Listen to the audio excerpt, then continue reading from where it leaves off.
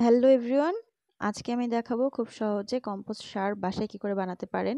তো এর জন্য আমাদের প্রথমে লাগবে একটি ছিদ্রযুক্ত পাত্র। আমি একটা বালতি নিয়েছি। আর লাগবে কিছু কাগজ, অবশ্যই সাদা কাগজ হওয়া যাবে না। আমি এখানে কার্টুন ছোট ছোট করে কেটে নিয়েছি। আরও লাগবে শাকসবজির খোসা, কিছু শুকনো পাতা, গোবর আর মাটি। প্রথমে বালতিতে কাগজ দিয়ে দিতে হবে, এরপরে দিয়ে দিতে হবে শুকনো পাতা। এর উপরে এখন শাকসবজির খোসাগুলো দিতে হবে। শাকসবজির খোসা বলতে মূলত আমরা রান্নার জন্য যে সবজিগুলো কাটি তারপরে যে খোসাগুলো থাকে সেগুলো নিয়ে নেব।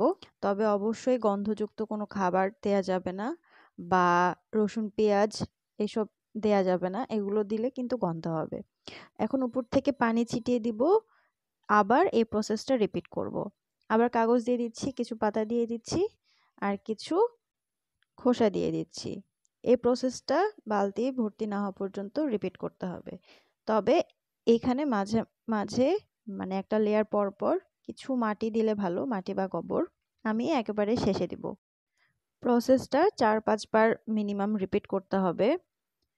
আর এইটা কিন্তু অনেক লেন্দি প্রসেস, অর্থাৎ এই সারটা হতে অনেক দিন লাগবে। কিন্তু যদি আমরা ভার্মি কম্পোস্ট তৈরি করতাম সেক্ষেত্রে সময় কম লাগতো।